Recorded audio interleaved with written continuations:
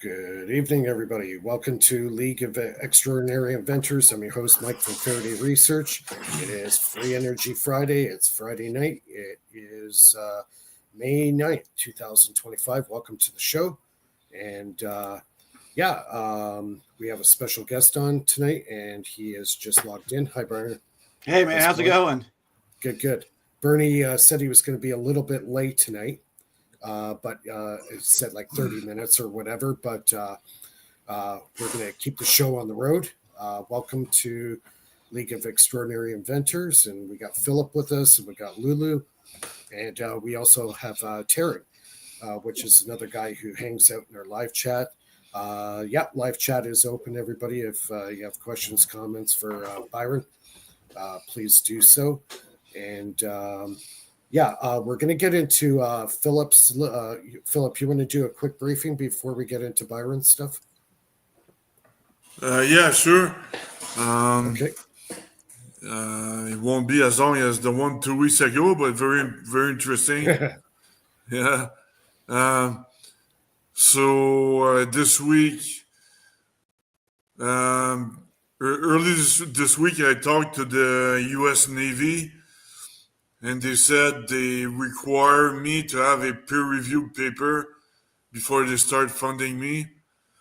Because I need a minimum of credibility before they're not going to finance some guy alone in his basement, you know?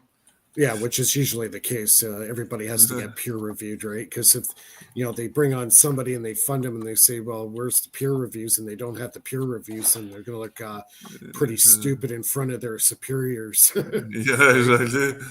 They need to convince other people, so that's the main thing. So that kind of helps me getting some credibility here.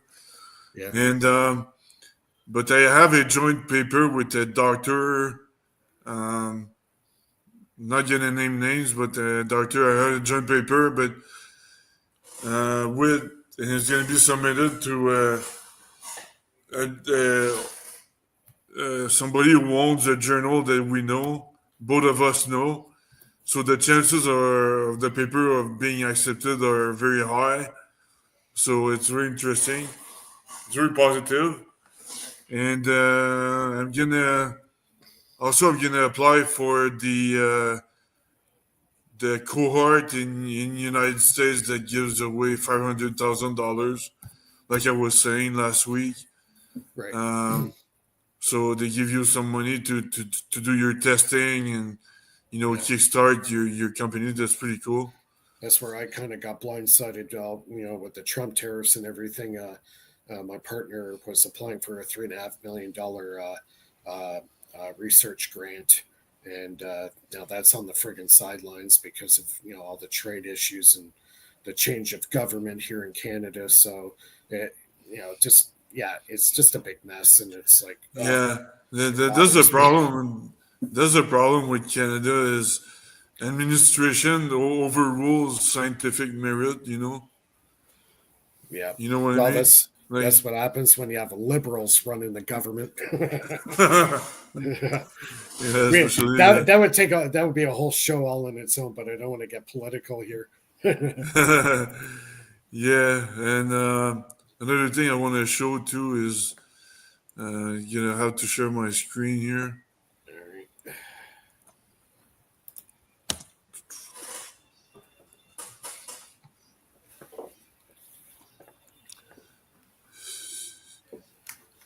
Don't have any sound. Yeah, that's okay. So I found the exact solution for the gravitational acceleration. It's a solution. It's an extension of the strong nuclear force, but applied for gravitational acceleration. It's actually this is the standard gravitational acceleration, g times the mass of the Earth divided by the distance squared. But the correction is more complicated. It's actually this one. What's the difference? There's no difference with the gravitational acceleration at micro scale and important scales like normal and micro scales. There's no difference. The difference only relies at the when you come down to the nuclear scale, the nanoscale, and things like that. If you use the Newton's gravity, you're gonna get stuck with a singularity. The closer to the center you are, the acceleration is gonna be infinite. So, which is a singularity. But using my equation, there's no such thing as a singularity. You can see the red curve here. The red line is not only is not like dropping like the standard acceleration, but it's actually repelling. So at very low scale, the effect is actually the opposite. So which is very similar to the strong nuclear force, but it's applied to gravity here. As a reminder, gravity is only the time dilation squared, the differential of the time dilation squared, which is similar to the kinetic energy that has the time rate squared. So it's time what it is. It's a form of energy. That's what it is. Time dilation is a form of energy. So the closer to the Earth you are, the more dense the energy is going to be. So the time dilation is going to be slower. The time rate is going to be slower, and the gravity is going to be more stronger consequently. So these are the conclusions of my last month's research here, which is very important. Once again, I'm not stuck with the singularity, and yeah, that's pretty much it. Cool. Do you guys have any questions or? I can't think of anything offhand. Yeah, it's just more or less the waiting game now. That sucks. It's always seems to be the case, right? Yeah. Get all the peer reviews. Hopefully they're all good, and then you have to represent it, and hopefully they take it and give you an offer. It's back and forth, and this could take a year. It could take 2 years. You don't know, right? Yeah, but the good thing that is convenient is that I know the people in the U.S. Navy directly, so I'm not applying. I'm not an unknown person applying on their website for the DoD. On their DoD website, I know somebody directly in the U.S. Navy, so that's going to help speeding up the administration process. Right, you kind of got through the front door, yeah. Yeah, exactly. So that's a cool thing. Yeah, cool. Yeah, you could also just an update. I was saying to Phil, Sorry? you could also promise your reviewers that they could be on your team since they're scientists. That way, you could move along things way quicker than years. No. Yeah, the peer reviewers, you mean? Yeah, these people are anonymous. They're anonymous, but I know the doctor in Africa that is helping me with the joint paper. I'll invite him down the road for sure to so we can work together. He definitely deserves it because he's been helping me for the last year with that paper. So yeah, it's not easy, man, to get peer reviewed. It's like even with the PhD, it's very difficult. Yeah. The problem with peer review, like I was saying previously, is since before 1940 you could publish anything you wanted, but after 1940 they started having the peer review system, Weird. and the peer review system sorts out papers that are kind of going against the mainstream. So they maintain the mainstream. They maintain their own interests this way. You know, they protect themselves this way. Right. So if they go against the mainstream, they're gonna get blacklisted. Yeah, well, And it's like the big club, right? yeah, exactly. And and that was like that in 1960 already. So imagine in 2025 how bad this is. These Yes. days, the only thing you can do with peer reviews is you have 3 PhDs. You read like a million books, and the only thing you can do with the peer review paper is add a dot on an I. You know, that's very insignificant. The papers these days. That's my Yeah. point.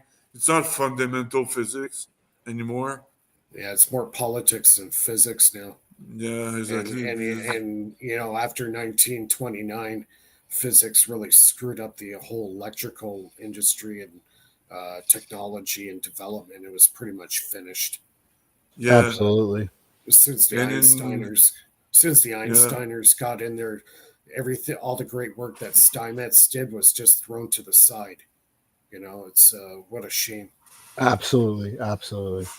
Like yeah, yeah, the dielectric field and the electric field and the magnetic field and the lines of force that come of it and the node perturbations, like all that's forgotten and it's Yeah, absolutely all necessary. that. Yeah, all that. Absolutely necessary. Yeah, it's all that geometry. You know how the electron flows on the outside, and all the lines of force and what direction in a three-dimensional visual picture. And Eric Dollard had a really good picture of it when he was doing his energy synthesis lecture. Highly Yeah. recommend people watch that, because without watching that electrical synthesis lecture he did, that was done, I think, early 2000s. He did that lecture, and Yeah, if you don't, it gives you a good. It gives you a good background on electrical dynamics and how things work. Yeah, Eric Without- Dollard is the king. Eric Dollard is knows what he's talking about. Yeah. He to me is the classified math and physics that they're not allowed to talk about. Yeah. See, I posted. Now they just had a group discussion this last week. I posted it under my community section at the Faraday Research YouTube channel. And watch that video, and it's very important you watch this video. Very key things that they were talking about in this roundtable discussion. I highly recommend everybody watch it, even if you have to, listen to it 3 or 4 times to get it all. It's very, very significant stuff they were talking about. Very important. So yeah, cool. that's under watch it. It's under the community section of the Faraday Research YouTube channel. Just click on community, and I think it's like the first post down on the list there. So listen to that, and it'll give you a whole different perspective on what we're doing. And also, talking about YouTube videos, did you see your counter is not increasing even if though people are clicking the like button? And then like I'm going into my analytics that's on a separate platform in YouTube, and it says I had over 50 more subscribers in the last 2 weeks. So I'm like getting shadow banned again. Yeah. So you know what it is, right? It's taxless energy gets discriminated. That's how it works. Yeah. And if you talk about it, that's just no, wave the finger. And yeah, I've done a lot of no. I know, right? And that's the worst part, because we're at a time right now, especially in Canada. United States has a lot of energy, and Canada. Are you from Canada as well? Of course. And and like for me, I think right now Canada should actually go for. So have you ever heard of the rugged chutes pump? Run it shoots. Yeah, it's a giant. So it's huge. So what it is that it made all the compressed air for the Sudbury mines, cobalt mines, Okay. and powered the generators. And Okay. so what it was there's a waterfalls, and off the side they kind of like steered off a river, and then Right. they had a drop, and then it came back up. And what happens is they had a bunch of pipes in there, and would Mhm. pull all this air in, and then it would go and get captured in the water, fall down into another area where it Right. would separate in a chamber with oxygen and water on the bottom, and the water would come up and then come out. Okay. But the oxygen would compress into like 125 pounds of psi of air in Oh, like a wow. giant tube. And Yeah, it was like a water hammer. But, yeah, and like, well, this thing just kept doing it all day and night. Right. So, this is perfect energy source for Canada. And I'm like, why can't we adopt this? Like, we could even do this in water lines with pipes. Well, Like, see it's just unbelievable. Like, why can't, like, we're like China actually, like, I was just watching a video. So believe this or not, but China has 250 docks that are building submarines and boats and everything for military. Right. Mr. Military Boy. Yeah. So realistically, we have maybe 1 or 0, and the United States has 1 or 2 or 3, and we're at a point now where we need enough energy to keep up with the times and where the life is going. Especially because we're in a glass house, and these Chinese could easily walk in, and it's just, we really need to fortify. We need to have more energy. We need, and the best part about compressed air is that when it expands, it creates the refrigeration effect, which cools the planet. Right. And with all this fracking that the United States is doing, we're going to need to somehow keep Canada cool, because it just blows up here. Yeah. But that's the problem with Canada. We don't invest in deep tech because it's too risky. So we're not we're never that's the gonna thing. innovate. It ran the cobalt mines for years, like 80 years, I believe. Mm. This rugged shoots pump, and all it was just off a waterfall. Instead of building an entire dam, they collected compressed air, which can be stored just like a battery, right? It's compressed air, can be liquefied by the same compressed air it's getting all day and all night. Yeah. And you know what I mean? Like this could be the turning point for Canada if we just adopt our own technology that we use for mines. We could have electric power stations all down every highway with all the compressed air running it and cooling Canada down. And when the hot airs that come from the Tornado Alley down in Ontario could easily just get blown up and mixed in with because it'll go over top the cold air that's produced underneath. So therefore, we could defeat the tornado aspect by just compressed air.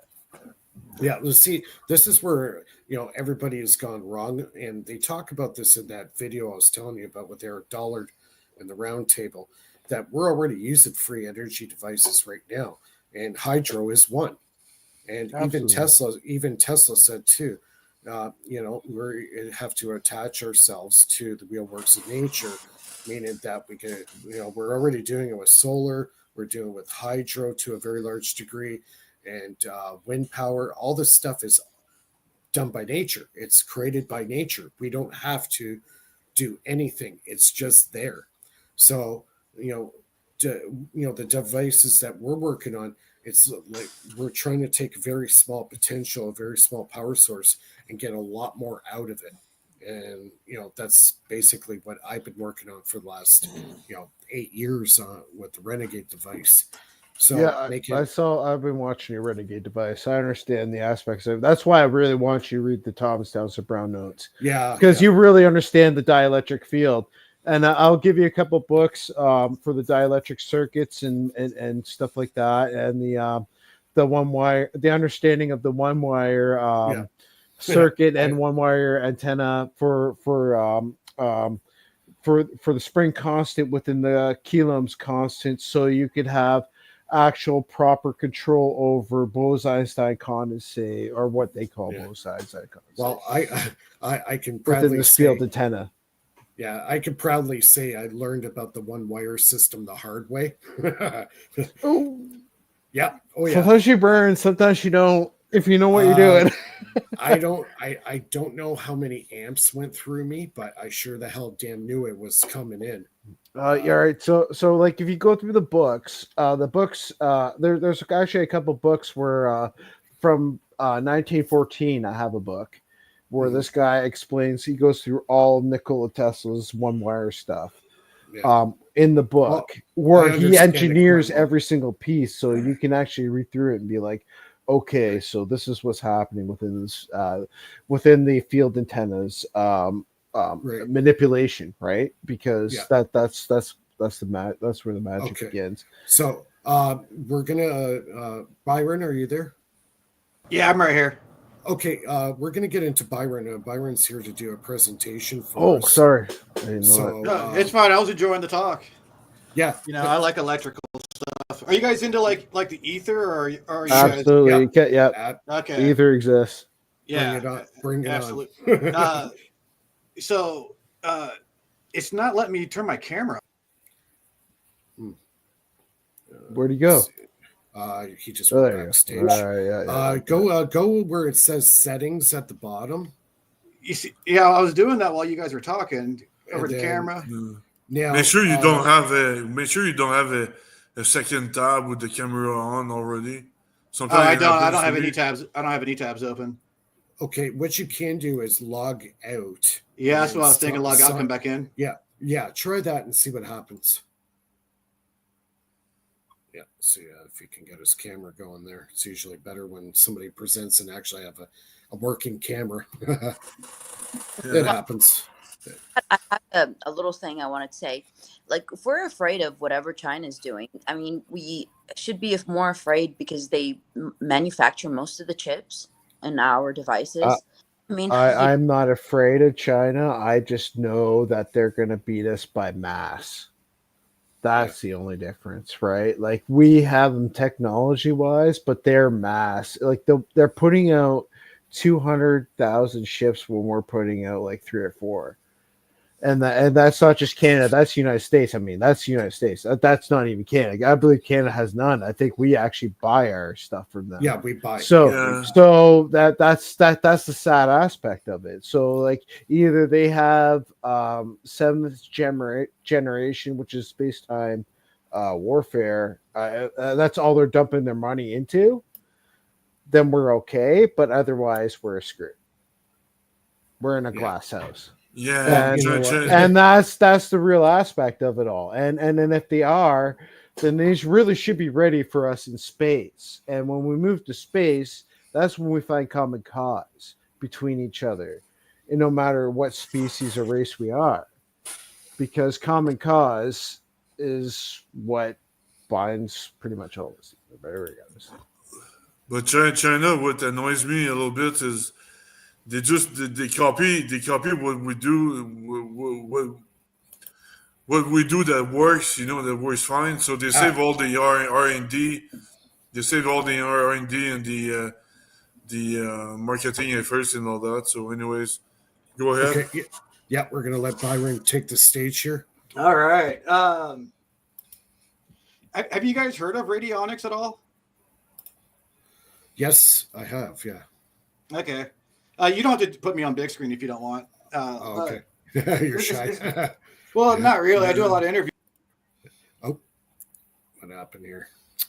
I hate when I do that. Sometimes I get glitched. Oh boy. Let's try this. Hold on. We're gonna remove. Okay, and okay, we've got Lulu back. All right. Now we got Bernie in here. Mr. Late. Yeah, there we go. Okay. Weekend at Bernie's. Right? Yeah. Well, that's the whole ongoing joke from the movie is you're partying at Bernie's, but Bernie's not there, right? Right. Yeah.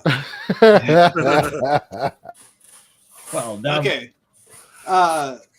So I guess I'll go ahead and get started. I guess just to kind of give a brief description of who I am, I'm an occultist. I've been studying the occult and conspiracies since I was like 8 or 9 years old. So I mean, we're talking like early 90s, like 1990, 91, 92. What happened was my parents actually got divorced, and my mom hooked up with this guy that had like giant like refrigerator boxes and TV boxes full of like every book on every subject you could imagine at the time, you know, in terms of like occult, paranormal, UFOs, conspiracies, a lot of JFK stuff. JFK was really popular back then because, you know, I think that was it Oliver Stone movie came out, what, 92, I think. And then 93 was the 30-year anniversary of the assassination. So I got started into a lot of interesting stuff. So I was basically, I mean, for a child, I was pretty much awake before, you know, Ruby Ridge, Waco, OKC, Flight 800, which was the predecessor to 9/11. You know, so that was kind of interesting. But magic was always something I kind of kept putting back on the shelf, you know. And it wasn't until someone put a curse on me that I really saw how physical and real magic was, and that's when I got bit by the bug and really went all in. And in a situation like that, you know, at first it was like a little nerve-wracking because you can't exactly go to the cops about a curse, you can't go to the doctors about it, so the only thing you can do is just sink or swim, you know. It's just grab the bull by the horns, you know. So you talking about black magic? Yeah, someone put a curse on me, yeah, you know, and it was going to straight up kill me if I didn't do anything about it. So it was.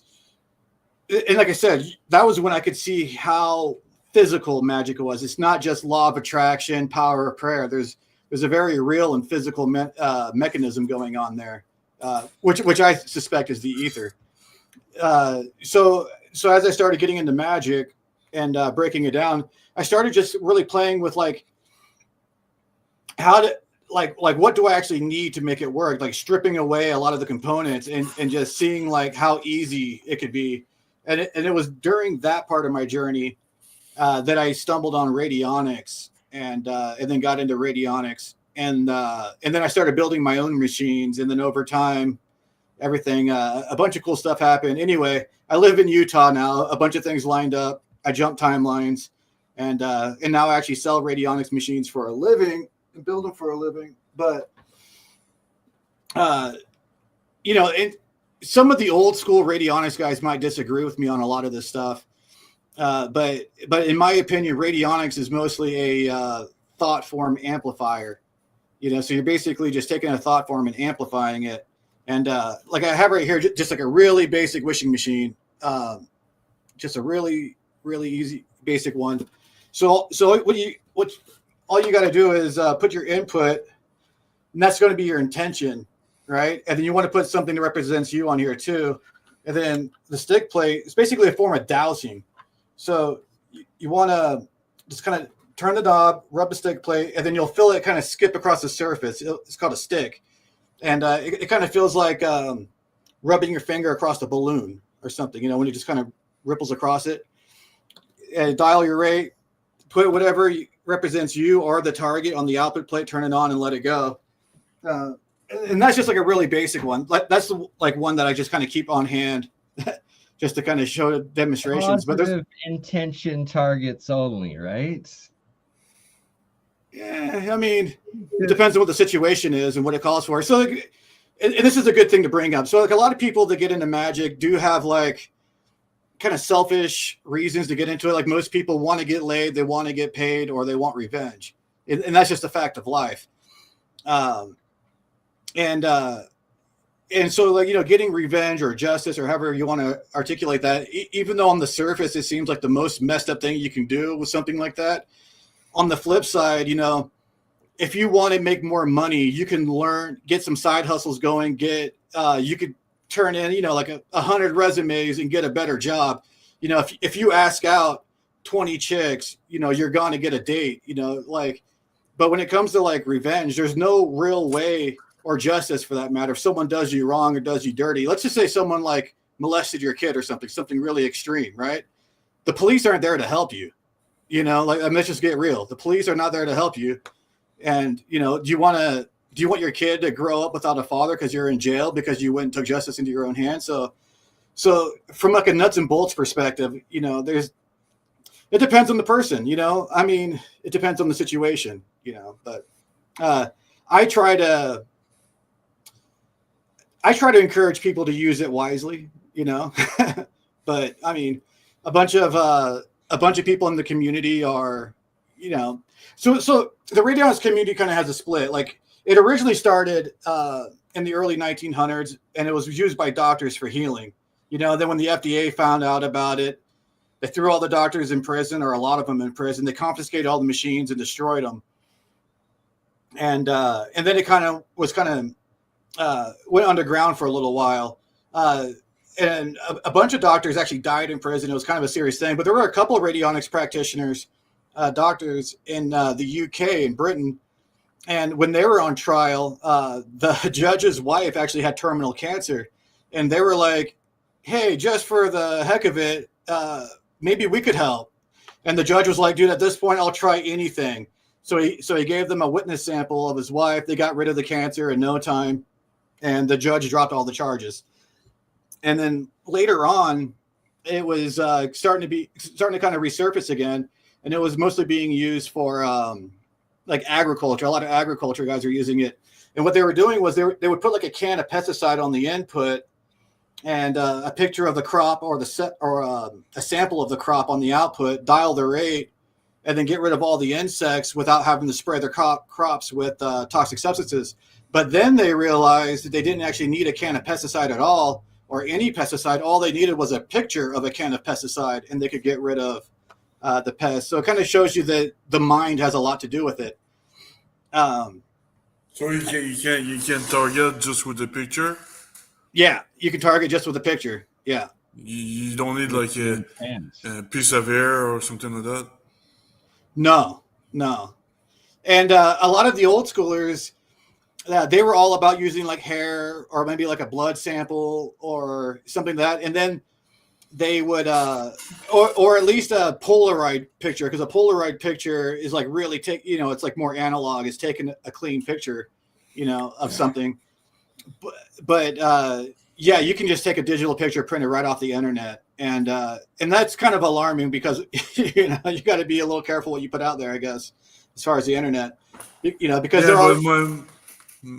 Sorry, go ahead. Oh, no, go ahead. What you're going to ask? It's fine. The thing is that stuff is very informal. Maybe the spirits will help you first, but they'll want something in return.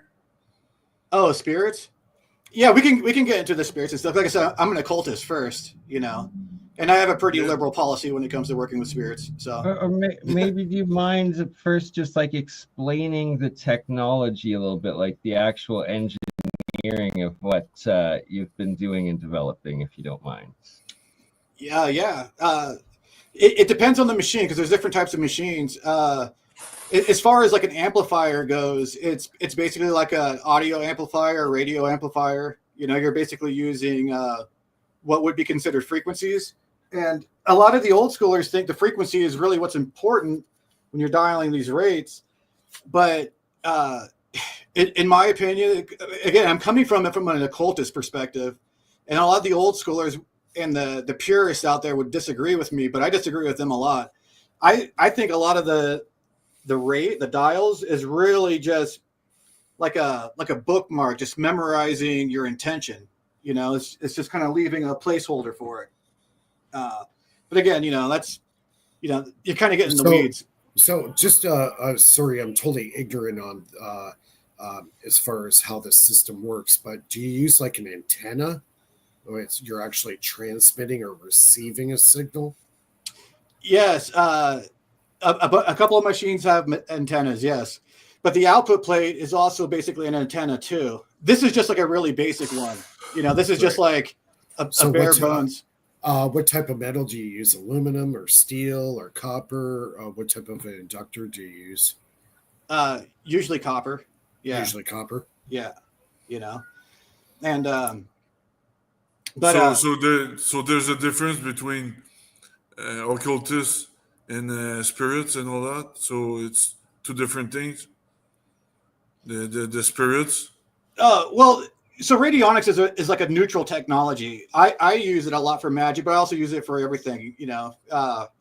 So getting back to this the kind of the history of radionics, it was like after people started using it for agriculture, and it started kind of resurfacing a little bit.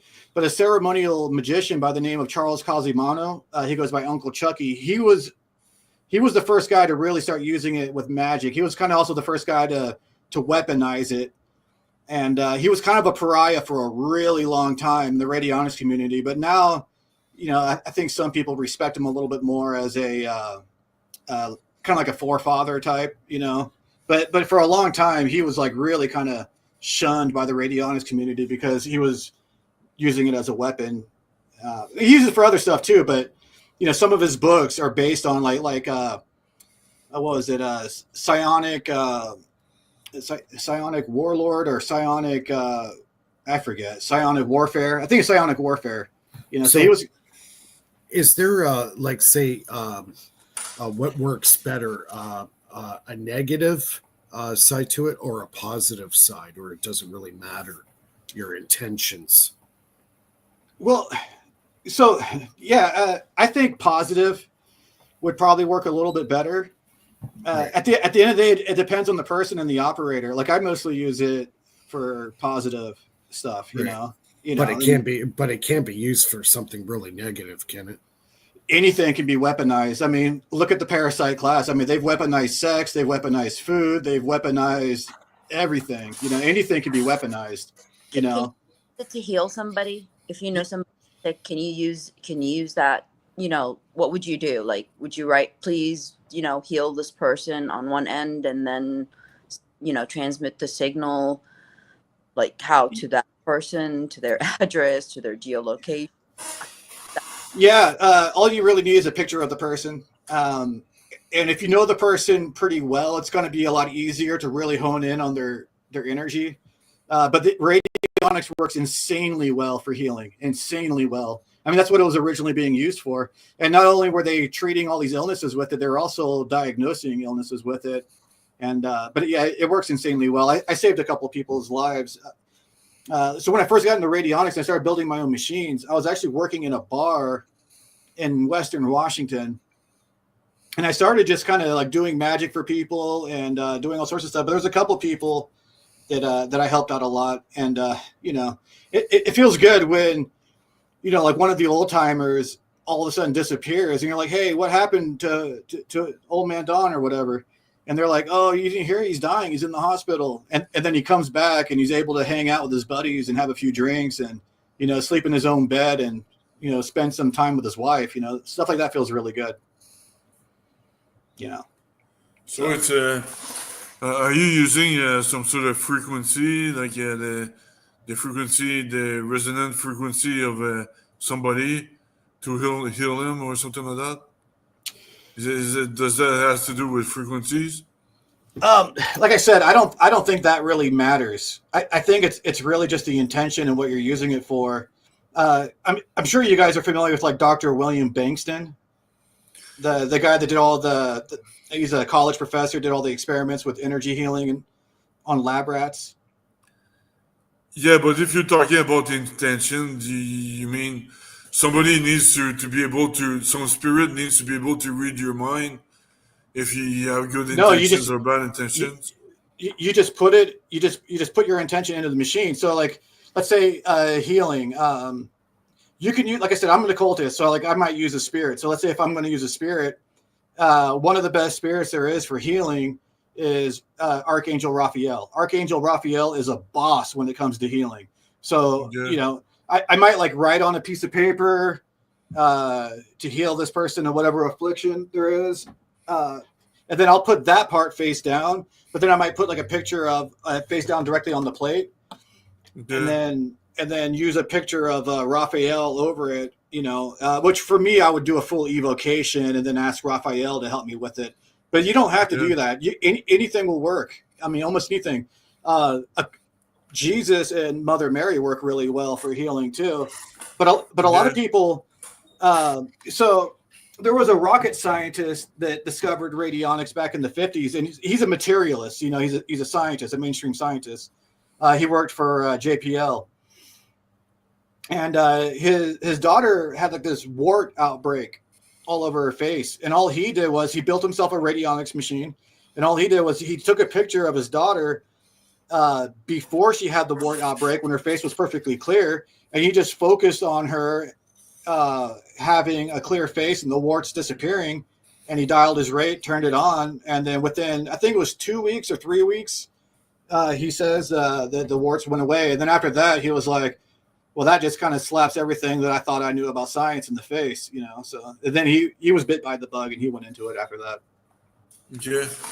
Yeah, because the problem with spirits is like is that you might talk to spirits that pretend to be some other spirits and things like that.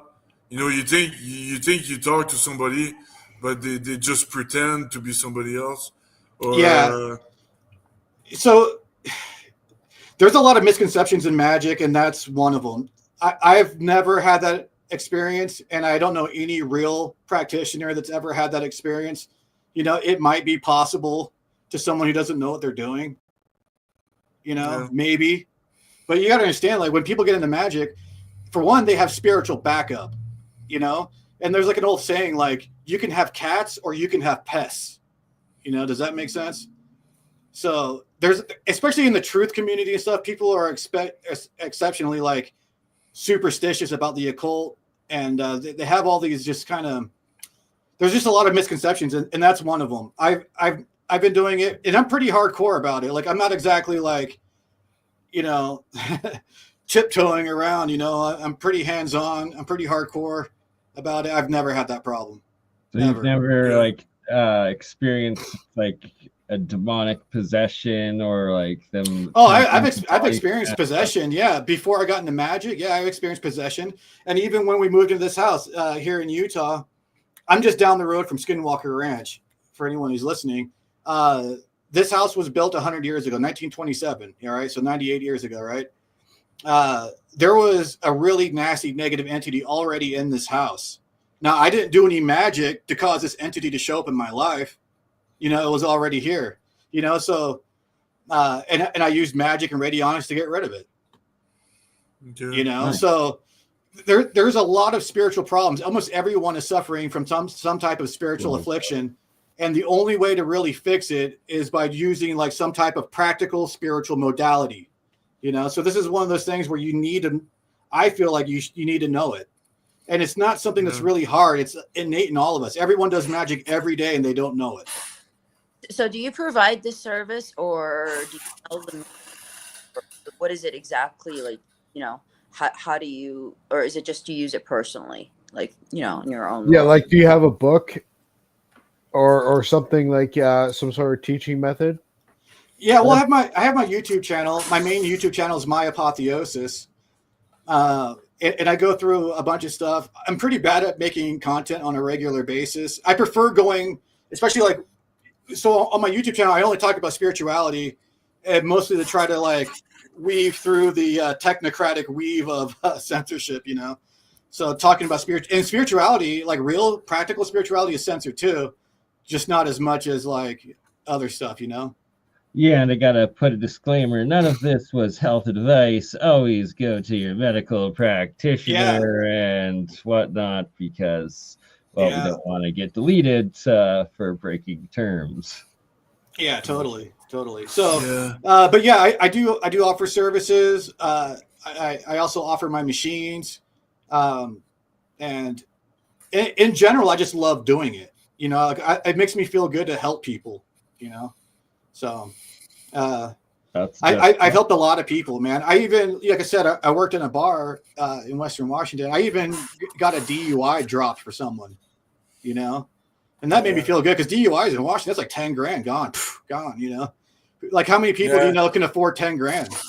I had a DUI in San Diego. Yeah.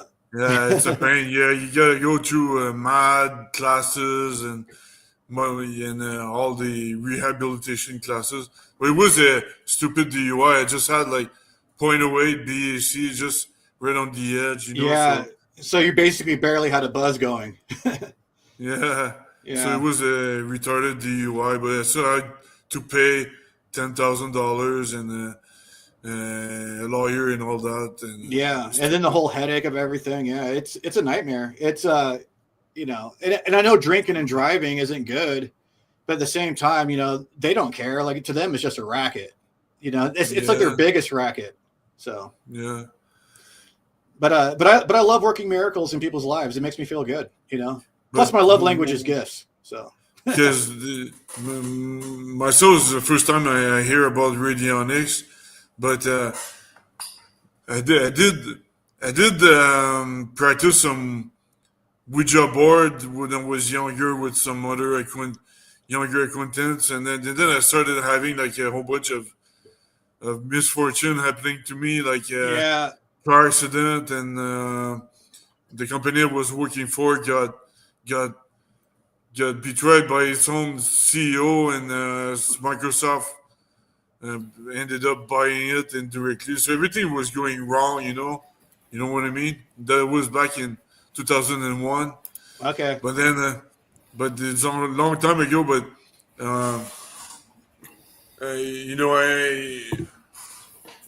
so that's why I kind of tend to stay away from that. So because maybe I'm paranoid, but but you're saying Successfully so. I got Yeah. something to add to this. Eric Dollard, over the years, he worked on many devices, and one in particular device was you probably have heard of it, the cosmic induction generator. And that is radionics. Right. So where he got a plasma, Right. like a vacuum bulb, and he was able to recreate a living galaxy inside this bulb. Oh, rad. And if you listen to a lot of his talks and lectures he's done over the years, every now and then he will mention the word voodoo will be in his experiment. And I believe this is the stuff that you're talking about that he was experiencing in his devices. So one day he fired up the cosmic induction generator, and usually it'll last for a little while and the glass will blow. And usually when the glass blows, it will blow glass everywhere, all over the place. This one particular day, there was a guy who came into the laboratory while they were doing the experiment. When this guy got close to the bulb, it didn't blow glass everywhere. It only blew the glass at him. So what was inside that cosmic induction generator didn't like him. And after that happened to him, he never came to the lab ever again. Yeah, I would imagine not, Yeah. But, there is a lot of intention, and there are some negative entities out there. I mean, they're everywhere, like, you can be a devout Christian. The person that lived in this house was a devout Christian, and still had a really, and the negative entity that was here, I could tell right away by the amount of residue and how I could see like a full physical form right away that they had been here, well over 20 years. I'm guessing over 50 years. Was it an entity or was it an imprint? Oh, it was an entity for sure. Yeah, it wasn't an imprint. Okay. It might have started from an imprint, because sometimes like psychic residue. Because I before I really force resonance would dictate that it could possibly jump, but yes. Yeah, because once something negative happens in a house, it. So okay, I'll get into like a couple of different definitions of like demon, and because you have like demons that are in like the Bible. It's like, to me, those are like characters in a book more than like a demon. But the actual phenomenon of like demons is, like something really negative will happen in like a house or something. Let's say someone commits suicide. I actually lived in an apartment where a lady committed suicide, and I'll get into that story too. And so so this negative energy will happen. Maybe they were already possessed too. Maybe they already had a negative entity attached to them, because there's a really intense energy that goes on when someone takes their own life. But let's just say let's just say like maybe like a mental institution, right? So this negative energy will start accumulating, and then after a while, and all it's doing is just kind of like a magnet for that chaos and that suffering. But after a while, it starts taking form. It starts like becoming more and more self-aware. After it starts possessing a few people, it starts understanding language a little bit more. And so at that point, not only is its goal to feed on suffering and chaos, but its other goal is to become more tangible. And it does that through like possession and interacting with human beings. So like a lot of what we call like demons is really just like a natural byproduct of the human experience. All right, so I have a really good mind F for you here. So in 1950, W.O. Schumann, the guy who created the Schumann frequency, found mathematically that the Earth's ionosphere makes a cavity waveguide, and it is constant to the magnetic field. Sorry, its constants and magnetic field oscillate at a frequency identical to the range of the human brainwave. Yeah, that makes perfect sense. So if you really think about it, maybe the ionosphere itself is our brain. Well, And we are Or just the Akashic no. record. Think about this. Maybe this is even funnier. Think about this. Maybe God can't create, or God can't control our existence, so it lives through us. And because we have no form of it knowing what is going to happen next, it has a form of wonder. And that is what it lives for. Yeah, a lot of people think that. But what you were talking about with that Schumann resonance in the human brain, there's a measurable downward electrical current on the earth. And people always talk about, like astrology, like as above, so below. And then when you kind of get into, because I believe heavily in astrology and magic, and in my opinion, magic and astrology proves creation 100%. So it's kind of weird to me that so many Christians get so polarized by it and triggered by it, because I think that proves creation more than anything else.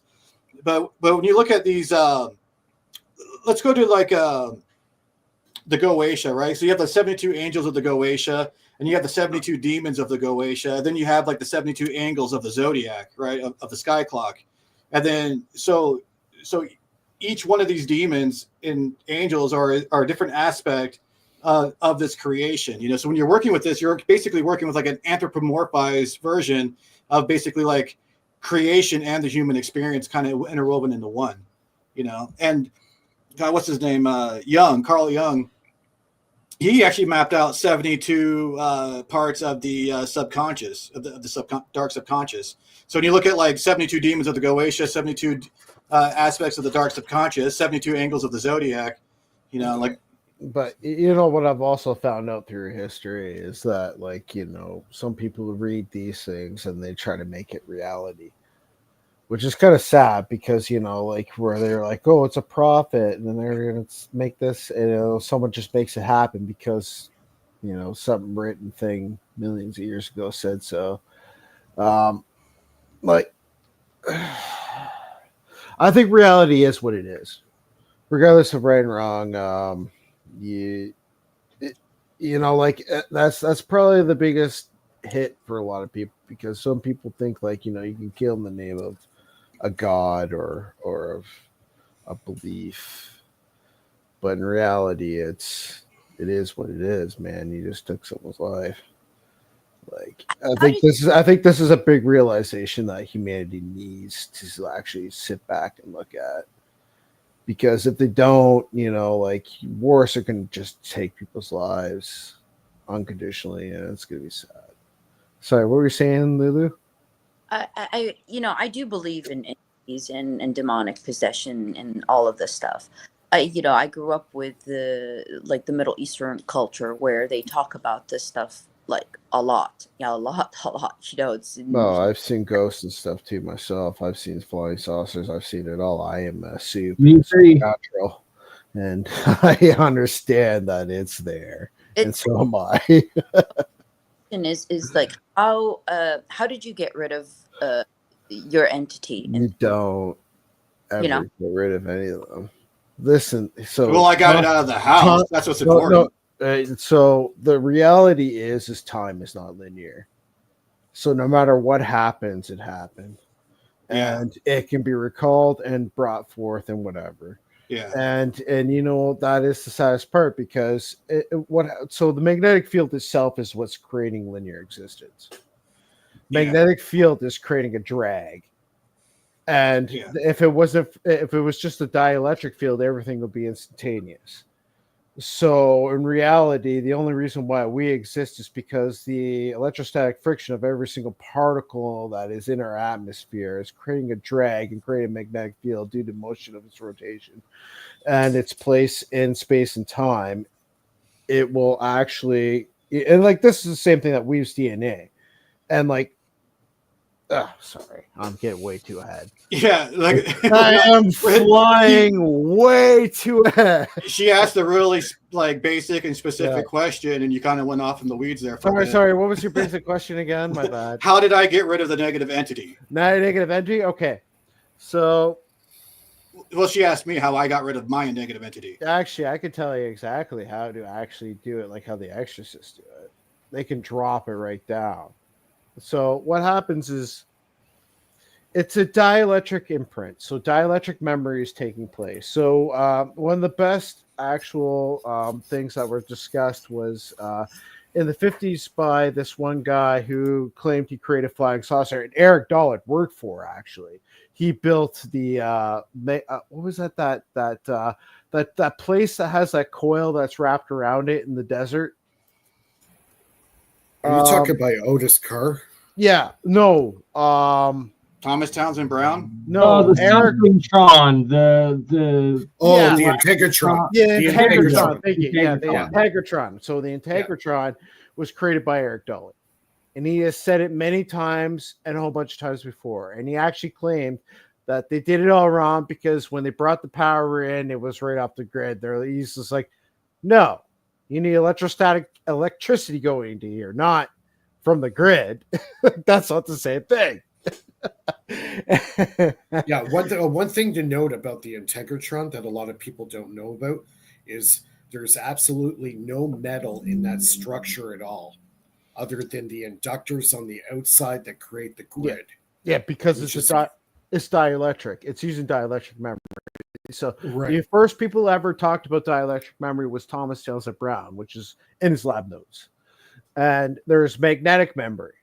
And magnetic memory has its limitations where dielectric memory has beyond fascination, right? So like a lot of people don't realize that dielectric memory can also be added with optics. So optical computers and dielectric memory coherently working together. So now you're working with just not only that, you add electrostatics to it. Now you have that perturbation within the ether, and you can do fascinating things. I really actually shouldn't talk. Yeah, that literally went nowhere. Yeah. Okay. Okay, Lulu. To answer your question, there's a few ways. The best way that I found, if you have like a lot of heavy residue, to get a bowl of water with some salt in it, and I like to use like Dead Sea salt or something. You know, I never used table salt for anything, but like Dead Sea salt or something. And what the salt's basically going to do is hold a charge. So I'll start breathing in like a white golden light, and I'll do like a power meditation first, activate my energy centers usually just to do overkill. But anyone can do this. So just breathe in this white golden light, and once your body's just filled up with this white golden light, and you get rid of all the junk energy and dispose of it. So you'll take your right hand and take these two fingers right here, and then breathe out and channel and hold it right over the water first, and breathe out and channel all that white light. And then right as soon as the light starts coming right out of your fingers, you put it in the bowl, and then you start breathing that light like 4 or 5 however many times it takes to get the job done. Fill that bowl of salt water up with the white light. And then you start at the back of the house. If you have 2 stories, you start at the top. If you have a basement, you start down the basement. But you want to work everything from the back of the house to the front of the house and go all the way out. But you'll take these 2 fingers and you'll kind of throw the salt water around and just really break up all that residue and then get it out.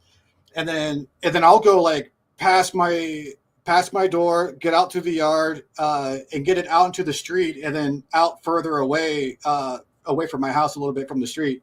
So obviously, I want to do this at night because you're gonna look like a weirdo during the day, right? So after that, your psychic, faculties are going to be really activated. It's going to be real easy. But I'll just kind of go through the house, and I'll just kind of get what's left of the residue out, and do the same thing. But I'm just moving the psychic energy out, and do the same thing. Get it all the way out to the street, and then banish it, and then you're pretty much good to go. And then I'll go to the back of the house, or maybe even every room in the house. I'll just make a quick basic offering to kind of like reset the energies in the house. But when the residue is really bad, like if you're dealing with like a suicide, or like here with the entity that had been here, I think it had been here for at least 50 years. That's the best thing that will work, is that salt water technique. 100%. But I'm glad you said that. That this is a method, because I heard this like the salt and water from my own mother. Oh, wow. Yeah, so I'm really glad. And I also have to add in, as an alchemist, the ring of salt, and like how you just explained it, and the cleansing process. That definitely does resonate with what I've read and experienced. And the important thing is to like charge the hell out of it with a white golden light, and you can use like divine names for God or whatever you're into to do it. Whenever it comes to like banishing, removing negative entities and healing, I do prefer the angels over any other spirits, because the angels just have this purifying, just being in the presence. Even if you're not trying to do a healing, just being in the presence of an angel will heal you, like by proxy. So I prefer those for that. But when it comes to like pragmatic stuff, demons are pretty much the best to work with. If you want like a job, or you got to get rid of like a bad coworker or something, or it's also, demons have like more of an intense personality. You can feel their energy immediately. So when it comes to like just being interesting and having that kind of stuff, they're better for that. But whenever it comes to like banishing, healing, recovery, anything like that, angels are by far king when it comes to that realm. Thank you so much. Yeah, no problem. And Archangel Michael works insanely well for banishing negative entities and stuff. He's another guy that you talk with or correspond with, or? I work with all different kinds of spirits. It depends on what I'm doing, because sometimes I'll just be doing a path working, where I'm working through a series of spirits within a certain path, So, have you had any of these spirits move objects in the room? I would say so, especially some of the elementals, what people call fairies and stuff. Yeah, they'll definitely play little tricks on you sometimes. Mm-hmm. Not so much on me, but like my girlfriend. Yeah, they're like pranksters, right? They're like a little bit. Yeah, totally. If you wanted to, could you like sell your soul to the devil and have like super? Okay, we're not advocating that on this show. No, Phil, come on. I don't think so, man. I don't even know if that's a thing, because the soul almost seems more like a mechanism than it is, like something that belongs to you, because the soul isn't really like, it's not a part of your body. It's not a part of your brain. Your brain's really just a receiver for the soul. From personal experience, where interacting with a couple of demons that had possessed friends of mine, and they directly tried to sell me the souls of newborn babies. And these friends of mine were literally spitting out like these numbers that they were entering into the phone, and it was brand new like the SIN numbers of brand new born babies that were like just born, and it was like That's pretty that's creepy. a whole other rabbit hole. But Now, were they actually like cultists, or were they just like possessed by a no, these negative are entity? just random people that were on drugs, and the demon came out, and then magically they were able to recite the SIN numbers of newborn children. That like it was impossible. I knew these people quite well, and it's like there's no way that they could have known these things. It was just sketchiest experience of my life. But sorry. Yeah, that's a trip. My next question would be, would the influence of psychedelics enhance any of the effects of these spirits that would consume the room or possess? Or I actually have one little weird thing that happened to me one time. So when I took a psychedelic, it was called salvia, and for the first 3 seconds, I felt like I was being stabbed by a million knives. It was really weird, and my vision split into 3, and it was absolutely wild. It was the most intense experience ever, and I never touched a psychedelic since.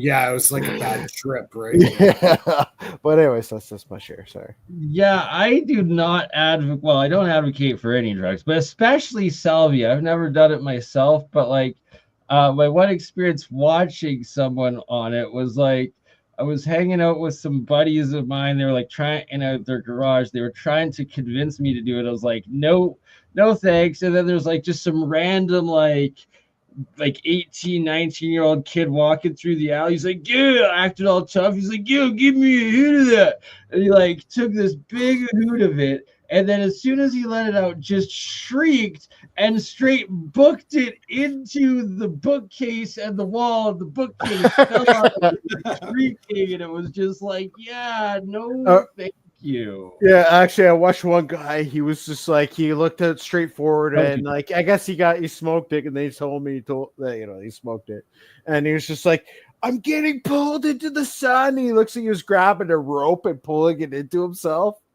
It was weird. How about have you ever heard of anybody with experiences with DMT in these entities? Yeah. So when you asked the first question, I was going to get into that. So for the most part, I prefer being sober when I do magic, especially if I'm doing like a full evocation and all that. I prefer being sober. Microdosing especially can help because it kind of tunes you onto that kind of magical worldview, kind of shifts you a little bit without making it an issue. But with DMT, well, first of all, DMT can be a powerful tool just because it slaps the veil right off your face, and you have no idea like what the potential is on the kind of like extremities, like the external fringes of this realm, like unless you do DMT. And so there is that. And I think it turns you into it. I think the entities that you see on DMT are absolutely real. They appear to be somewhat like partly tasked with the responsibility of maintaining reality itself, but who knows? But So one thing that I did, and this is something really cool that you can do with radionics that a lot of people don't know about. So I made a servitor. I actually have a sigil for a servitor right here that I made. But so I made it. Sorry, if you don't mind showing again. Oh yeah, this is just a sigil. Oh, it's just a sigil for a servitor that I made a while ago. But whenever I make my sigils, especially for my servitors, I like to reduce them as much as possible. Are those like constellations? Is that what sigils are? No, it's basically like you make it through magic. Sorry, I'm a noob. When I explaining it. Yeah, when I making a servitor, I channel the sigil for it usually. If I'm making like a chaos magic sigil, which I never do anymore, I don't really ever do that. But if I was to do that, I don't care as much about it. But when I'll just kind of do it the traditional way. But I'll get into that. Okay, so what I did was a coworker at work gave me some penis envy mushroom chocolate bar, right? And I don't know if you guys are familiar with mushrooms, but penis envies are the best. Anyway, so I made a servitor to help with spirit communication, astral projection, and then I used radionics and I spliced it with plants that contain DMT, because I have a bunch of like mimosa, hostilis bark, and I have a bunch of acacia bark, because I'm a West Coast hippie. it's normal over there, So I spliced the servitor with plants that contain DMT specifically to aid in astral projection and spirit communication. And then when I microdosed then I took the sigil for that servitor, and then I used that to program my my candy bar, my penis Emmy candy bar. And then when I ate that, I just microdosed it. It was pretty cool because it just kind of tunes you into that mushroom world just really subtly. Because I only took one little piece, and but it really tunes you. It still tunes you into that DMT frequency without being in a state of astonishment, like succumbing to that astonishment. So it really tunes you into it without like retarding your motor functions and your mental faculties. So you could use that for doing some spiritual work. Would work great. But a lot of people don't know you can do that. So you can actually make a servitor. Okay, a servitor is an artificial spirit. It's a spirit. It's like a psychic robot. It's like a golem, a psychic golem. Or something. Yeah, totally. Yeah. And so a lot of people don't know this, but you can use radionics, and you can make let's say you want to make a spirit for protection, or maybe even specifically to protect you from negative entities. You could take the sigil of the servitor that you made, and then splice it with attributes from like Michael or Raphael, Gabriel, Uriel, and so then you have this servitor that's specific for protecting you from negative entities and magical attack. They splice with all these attributes from like powerful angels. Are you talking about like the characters of the angel? Like you're adding that to yourself? That's what you're saying, like metaphorically, and that's giving you the energy of that. Hello? Oh, is he Cyril got frozen. Okay. Are you there? Right. Uh-oh. Looks like you got frozen. Yeah. We're down. All right. Well, hopefully he's able to make it back, and we can get a demonstration of the device. I'd love to see the device. That's what I'm expecting him to show. You know what? It's really funny too, because we've done God knows how many shows, right, Bernie? And we never had this issue. Nope. But you know what? That's the thing, right? That's even within this woo. When you get into the 0 point and like understanding like what connects and what doesn't and how it actually works, it's kind of fascinating because you can create all the 0 point you want, but how does it work? Is it within the field antenna? Like I think I mentioned that earlier in the chat. Philip, get a beer. All right. He's falling asleep. Yeah. What I was thinking about it. Oh. What would the demonstration you guys want him to do? I would think a cool one would be like to put $100 bill There on we one go. We got Byron back. Oh, there it is back. Oh. and put like a picture of us on the other end, and let's see if something happens tomorrow. Like, something cool. All right. Well, my camera's not working again. That happens. Trust me, this is a thing. Yeah, so I already kind of went over a lot of the radionic stuff. I wanted to show the vampire box though, but it's all right. Yeah. Darn it. Maybe try restarting. Yeah, because that's what sometimes we have to do in order to get your camera to restart. You have to restart your firmware, which means you have to actually do a full reset. Okay, well, my computer just crashed. It just did that, but all right, I'll. Oh no, if you already did that, and then I think, but last time I just unplugged it and plugged it back in. So let me do that. I think the spirits are targeting the show. Well, it depends. Like, what are you using? Are you using germanium diodes or something? Like, what are you using to get this spiritual effect? I'm trying to understand like how you're reading it. How you're. What for? What? Like the actual engineering of the device you're talking about. I mean, does it really?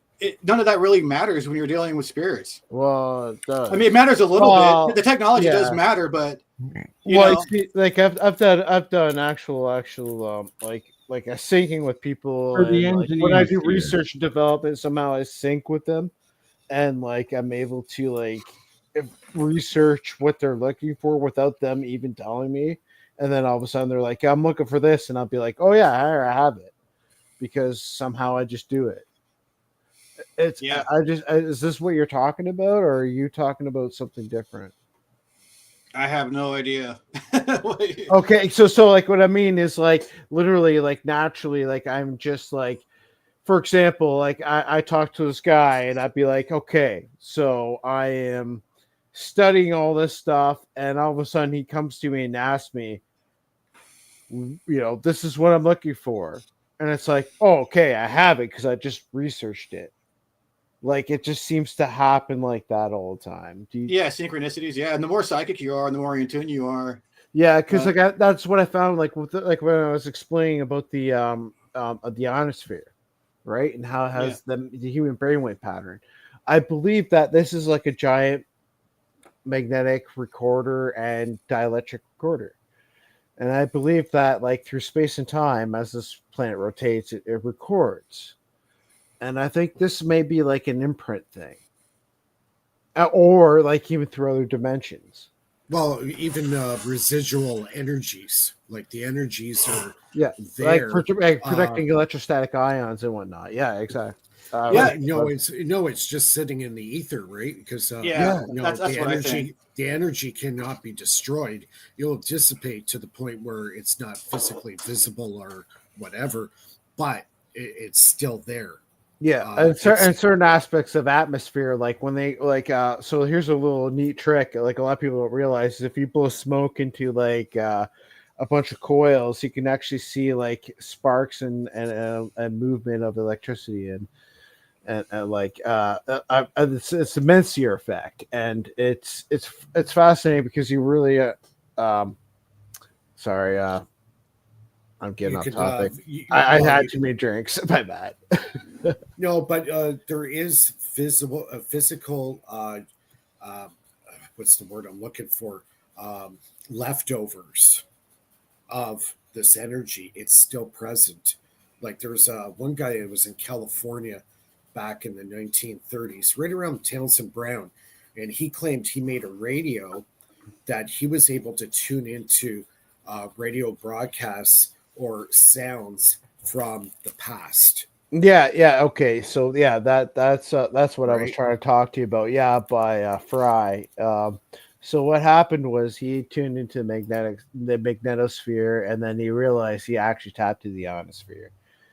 And then what happened is he was able to take the old television system and grab a similar old system, and he was able to go back in time with that TV and actually watch TV back in the day, because he realized that the entire Earth is a magnetic recorder.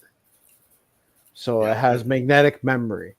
So there's dielectric memory, which is talked to you about Thomas Townsend Brown. This is why I'm drilling Thomas Townsend Brown. Like when you guys get into his notes, you realize what lofting materials are eventually.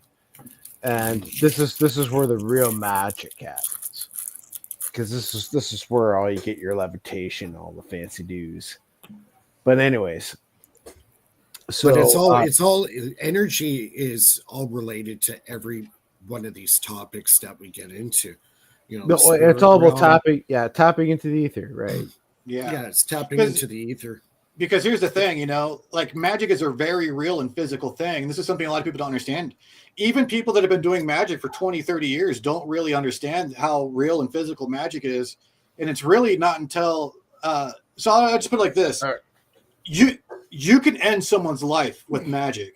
All right. So you can say it's all like part of the brain, power of the brain, but it's not. When you can create change in someone's life 3,000 miles away, that doesn't even know you exist. So you are the recorder, all right? So think about this. You should let me finish first. Sure. Okay.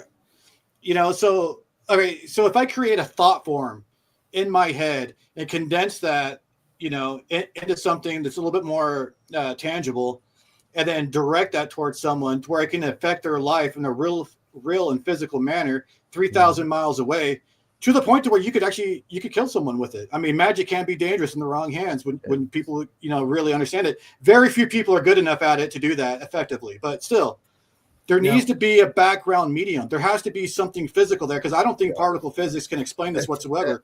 There needs to be a background medium for that thought form to go through. Now, I studied a lot what they were doing at Stanford Research Institute with the remote viewing. And and they've pretty much concluded this is a real phenomenon. This is real. They can influence objects at great distances. That thoughts can manipulate matter. Yeah, it's about manipulating the magnetic and dielectric memory.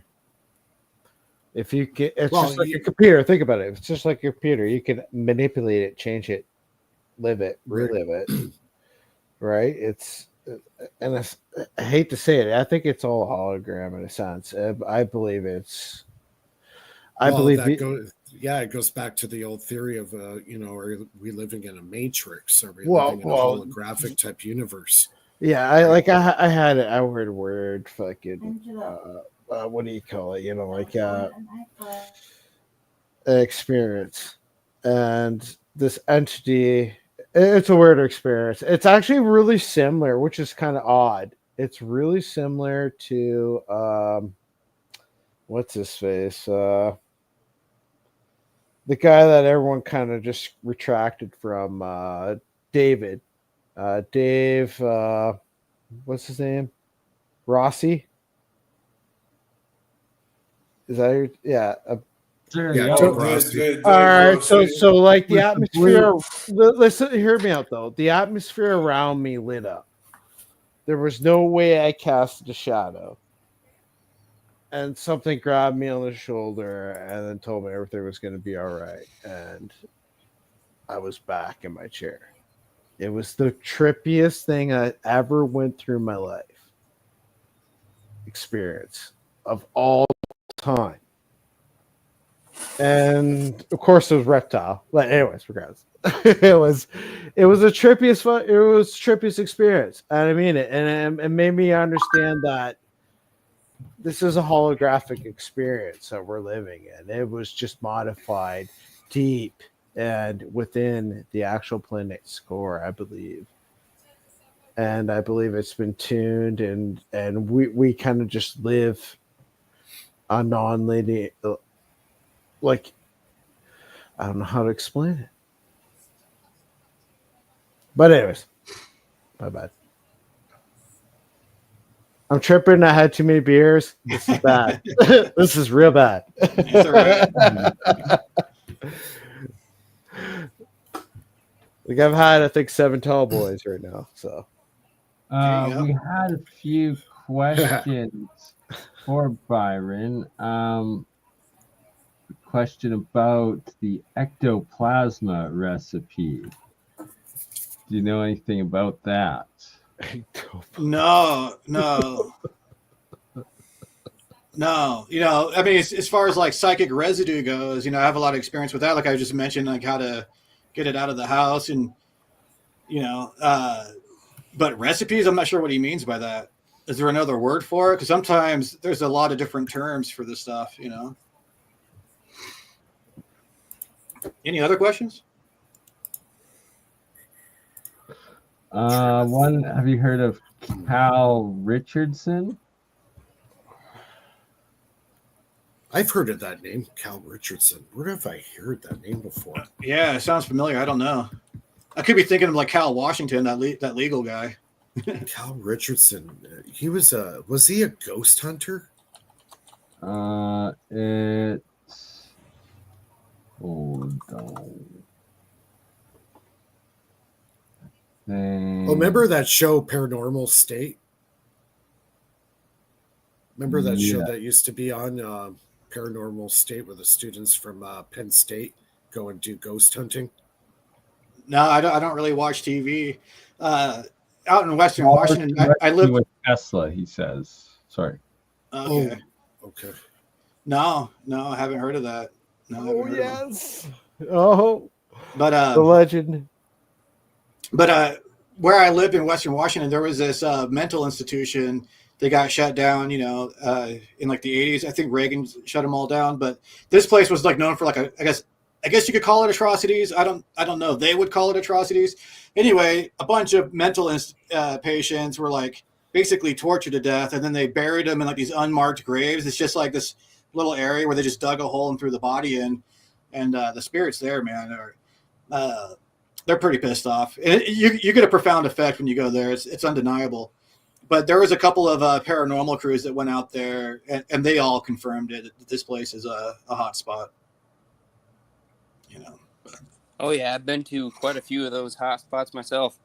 I've been and investigated with a bunch of different equipment and a team of about 3 people. And man, we recorded some crazy shit. Well, I've seen Alcatraz when I was in San Francisco there about 5-6 years ago. I didn't actually go to Alcatraz, but I was on the shoreline there, so I could actually see it. Did you go on the island? No, I wish. They had ferry tours that. No, I don't think they actually allow you to go on the island itself. They do have a ferry that used to take you on they would circle the island and then come back. Yeah, I think Trump wants to reopen Alcatraz, but it's going to be very, very expensive to rebuild.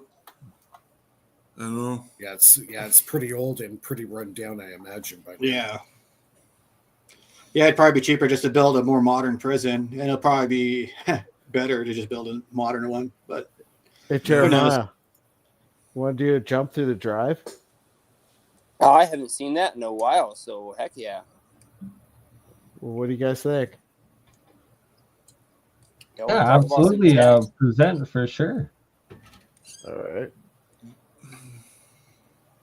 So I'll tell you ahead of time that as you go through the drive, I am working on Ed Gray stuff and a ZPF converter device that uses a antenna rod, 2% doped thorium rod, 2% thorium doped tungsten rod that can experience enhanced radioactive output in the form of beta decay when electrically excited. So it does make sense. I'm utilizing that effect in order to try and capture the collapse of a very powerful electric field in an insanely short period of time. So although there's not a huge amount of capacitance in this thing, the fact that it happens so fast basically means the volts per meter are in the lines of like maybe, upwards of 1 billion volts per meter potentially at the spark point. So you get into that regime of where you can break the Schwinger limit and start to interact directly with virtual particles from the WXC. And I believe that's where the energy could be coming from. Is it giving off gammas? Oh, yeah. Yeah, of course. Spark caps. Right. Okay, right. I have, and you guys might have, all of you, and the audience might have a huge input on this. If energy passes through magnetic fields, right? And so it's not the direct line, right? I've got the planet Earth right here. We live here. We rotate this way, right? We rotate this. Magnetic fields flow goes from south to north, south to north, south to north. But at the same time, there's a rotation, right? Okay. So if we're talking about thoughts and energies and all of this, well, it's going to flow in that, in that matter. So right now we're currently transmitting via different, devices, different apparatuses, different, computing powers, but we're all like linked somewhere, like with the rotation, like we're in that. Well, right. I can actually add some scientific information to what you're speaking on there. So NASA launched Gravity Probe A to kind of a general profile of where gravity is strongest on Earth and map it.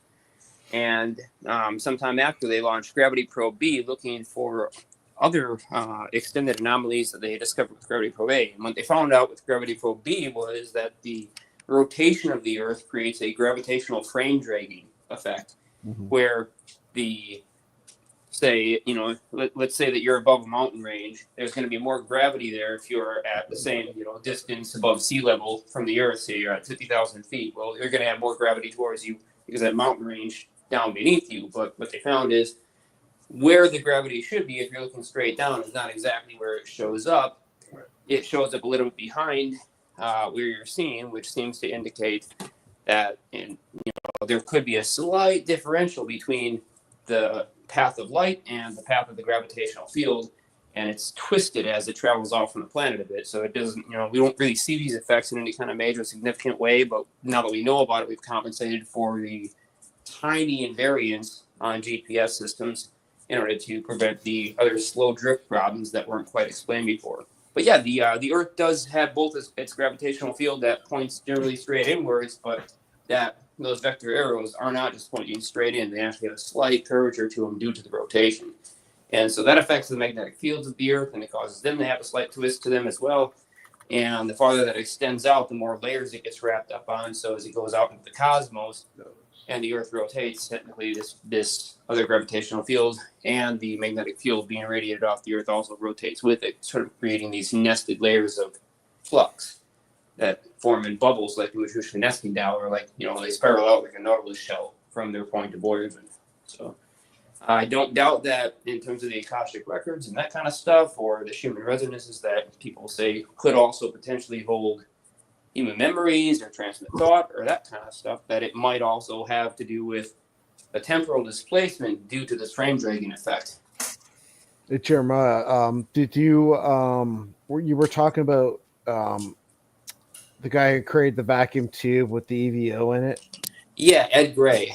Ed Gray? Okay. I thought Gray was in here, but I guess he's not.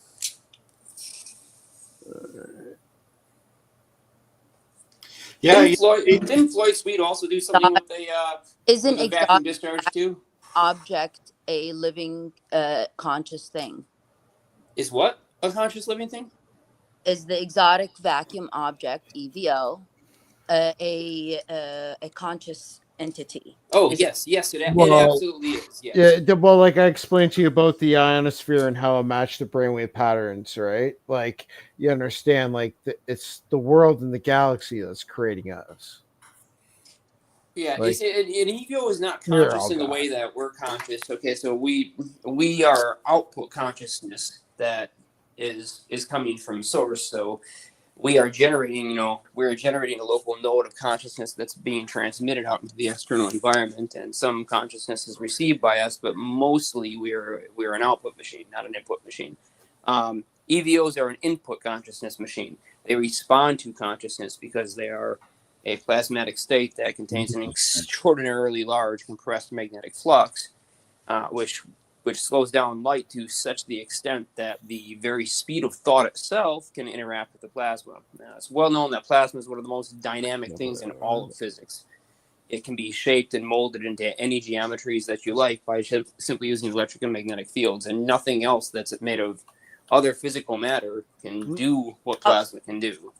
So an EVO is effectively a type, in some forms is a type of plasma, but you can consider it even if it's just made of electrons, and so it has these same properties of being highly responsive to thought. Time entrapped. The Walden program. Oh yeah, Plasma. Project Walden. It's data. It's information. Solar Walden. When they break the lattice structure, they release the EVO. It's a capsule of. So actually, I'm sorry to cut you off, but I just stumbled upon a funny little haha. Okay, so Solar Walden was this program that used. So what they did was they were trying to create what do they call that? Baffles, I believe they call that. Where they create buoyancy within a submarine. Is that what they call it? I don't remember exactly what they're called. That could be it. Yeah, but I know what you're talking about. Yeah, the chambers that they can flood or reinflate, right? Yeah, so they filled the inside with vacuum. What do they call that? Vacuum aerogel, And what happens is that they use the what they call it, the ion, oh goodness, the ion vacuum pump effect in order to eject it out with ion propulsion, in order to eject to restrict, to pull out all the air out of the chambers and create a form of buoyancy in these craft. That's definitely one way to do it. I mean, the truth is that you will never be able to get all of the air out of something completely unless you literally grab hold of it with fields. You can't mechanically do it with turbos or with diffusion pumps or with anything else to pull super hard vacuum, because some of those molecules are moving so slow they're just never going to get down to the pump where they can actually be hit by one of the turbo blades. So the only way to get them out is to actually grab hold of those things, grab hold of any leftover gaseous material inside the environment by using basically electric and magnetic fields. And the trouble, right, with neutral atoms is that they don't respond to an electric or magnetic field directly. So you have to polarize them heavily under an electric field and then use a magnetic field to steer them while they're being polarized, because you're stretching the valence shells and basically making them act like they're ions, even though they're technically not ionized. But yeah, that type of ion pump is how you get down to like 1 times 10 to the negative 12 and above. Yeah, they were claiming that they were using that technology with the vacuum aerogels, and they were creating like a form of buoyancy tanks, and they were able to create lighter than aircraft because of it, because they were using a vacuum that was vibrating really fast, because in a vacuum everything vibrates faster, right? The positrons, the electrons, they vibrate at a frequency that's far faster than anything in the other medium. Well, this is the same stuff that Simon was talking about on his channel when trying to cover this subject with, who's the other guy that was big on this and was trying to release all this information about these advanced aerogel craft. The trouble right now is that as researchers, we have no means whatsoever to manufacture extremely large contiguous pieces of aerogel. I mean, we have trouble trying to make tiny little chunks of it, and usually those come out with some defects or imperfections, and they take a long time to make, and if you want to buy them, they're very expensive. Controlling the lens force, do you remember those videos that showed about cup coils and trumpet coils years back? Yeah, that was a while ago. Yeah, okay. So that's how you control the lens effects. So and there's ways to control lens effects for what I believe, actually, what I think would be the best purpose for it would be the ring launcher. So if you create a self ring launcher. Also, I have to interject that I have been making progress on my aerogel manufacturing techniques, and very nice. Result. Excellent. Well, we're gonna have to bug you about that. I think so. Yeah, so like and this these actually explain like the patents of like how the ballast works and stuff like that. So these are actual patents, and these are actual things that were used at the time. So they called it solar Walden, not solar Warden. I hate it when people get it wrong. But anyways, so this is all ion propulsion, right? Like this, that was the whole aspect of this.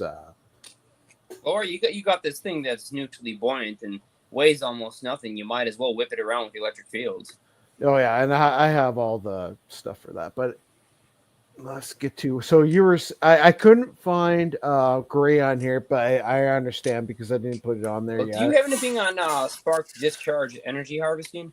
So spark discharge, are you trying to get the gammas? I'm trying to utilize mainly the betas. Okay.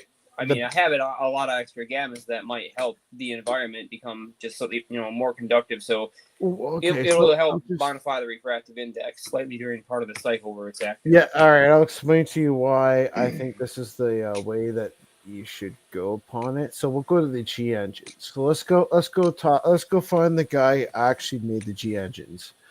Yeah. I actually found that out before I stopped talking to you for God knows how long, because I've been working on the shop. I'm trying to get everything going.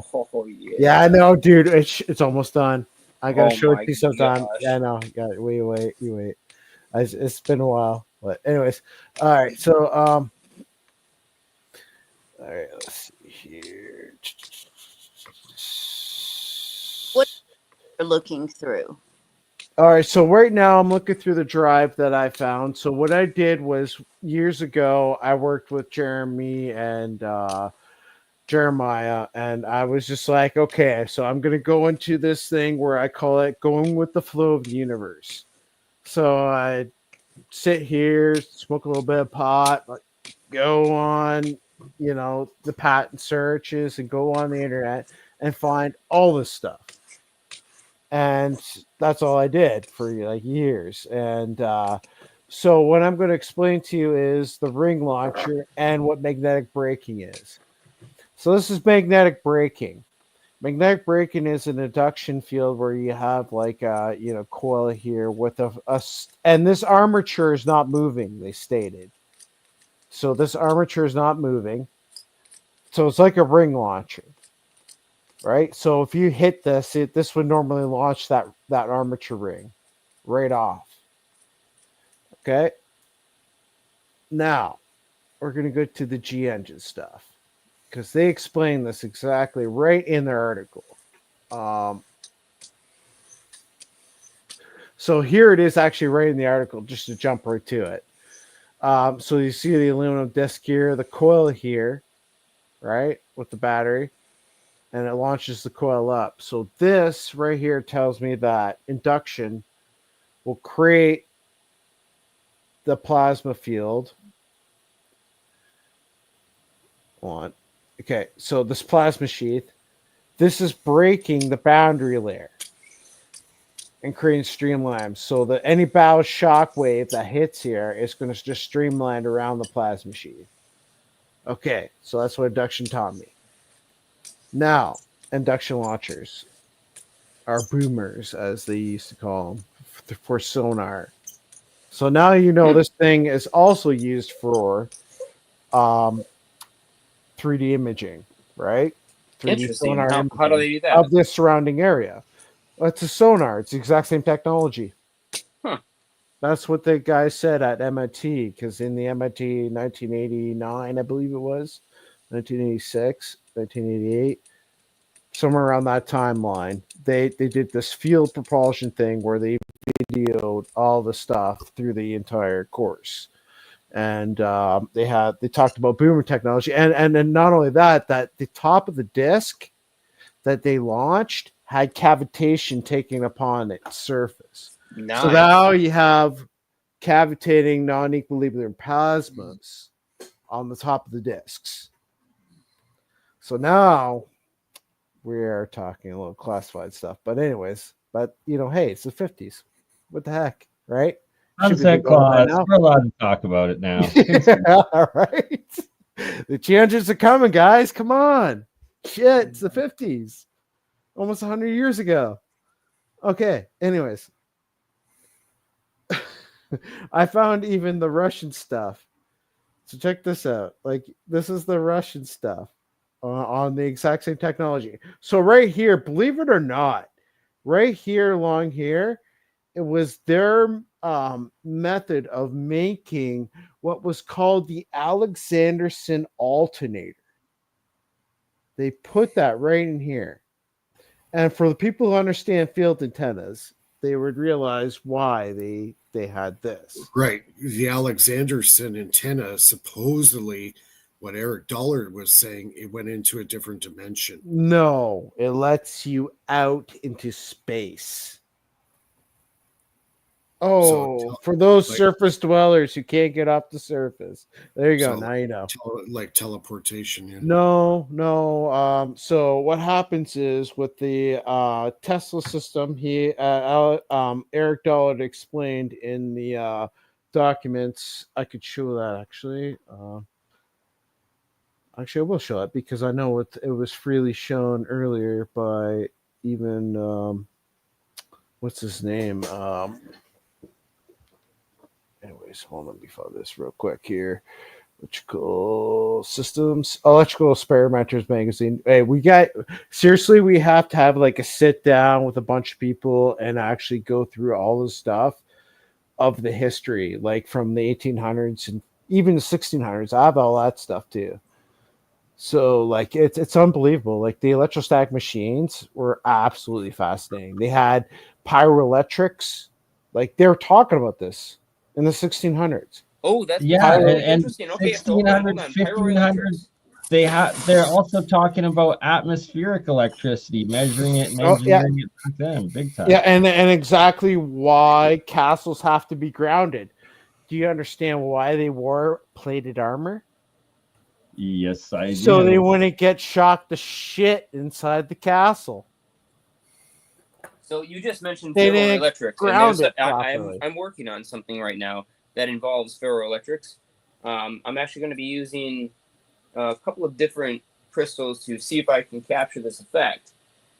But I'm attempting to set up a 4-plate capacitor, which is basically one capacitor sandwiched between 2 other capacitors, and I'm going to pump the outsidemost plates and then receive my signal off the insidemost plates. But the idea is that I charge a whole stack up real slowly so that there's very low thermal energy input, and then discharge it very quickly, and then being piezoelectric responsive.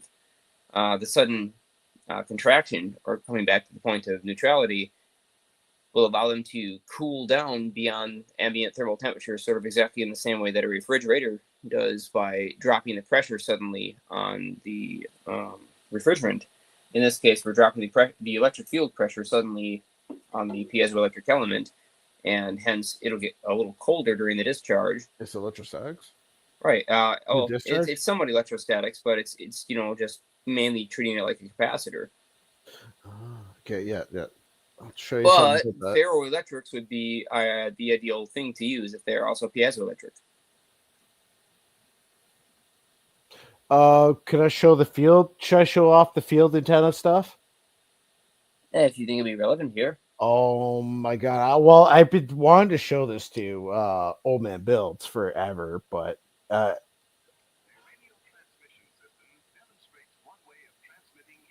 do you guys hear that? No sound coming through. We just hear it over your mic. So you don't actually hear it. Damn it. Okay, hold on. I'm gonna share and reshare kind of thing. Yeah. How do you do that? Stop sharing. Yeah, make sure the sound is turned on when you do the share. Yeah. And share the VLC player specifically with sound on option, and should work. So just click share screen and make sure it'll be in the bottom right corner. It should be under a different window potentially. Share video. Can I just share the entire screen? Oh yeah, there it is. No, okay. It works. Sound. It works. Yeah, you just have to click also add system audio. Okay, yeah. Yeah, great. Oh, come on now. I'm not gonna. Why won't you click it? No. I'm clicking share, but it's doing nothing. And I could click on other things. This is weird. Come on now. Could be like this. You know what? Try window and then see if under the window All right, hold on. I did it the other way. I just did it the stubborn way. Okay, all right. So no sound. No sound? No. You got to share the window as your VLC player, the window of VLC player. Oh, right. VLC. Yeah. So hit present, hit share screen, and then click on the tab window, and then it should give you the option under that of the VLC. Share screen. All right. VLC. Okay, gotcha. Right. Yeah. I got you. Yep. Yeah, I got it. You found her, or I think we got her. There we go.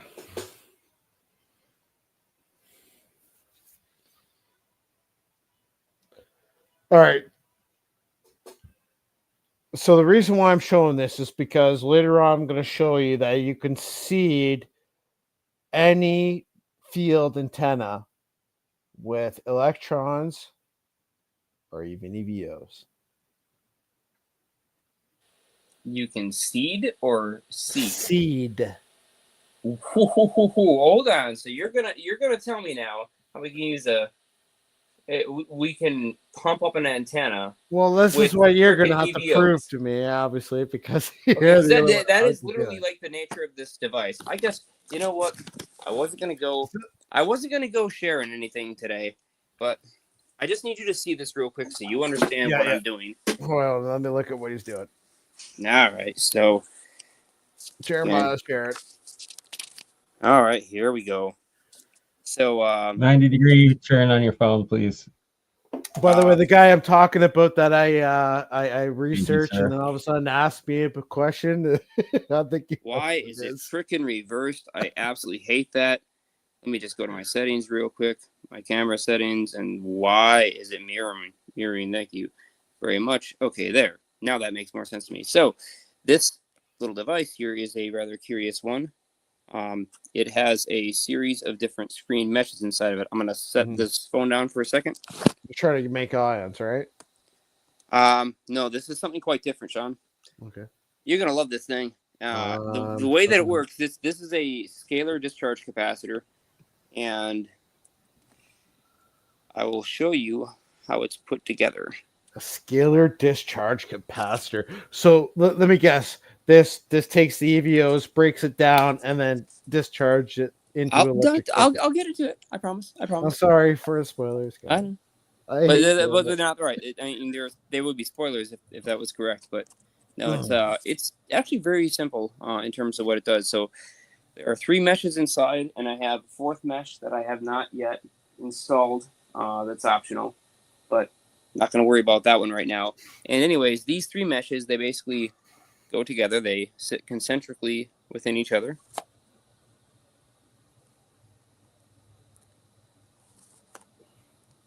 And then there are these plates that they can align with. So let's pop those in there. Get that one in alignment. Oop.